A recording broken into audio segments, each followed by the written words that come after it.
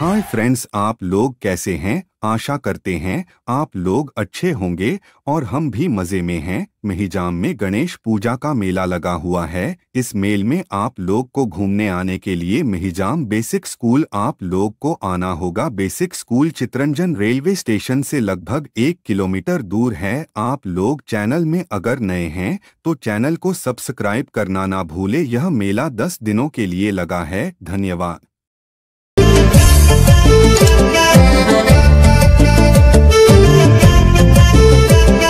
Thank you.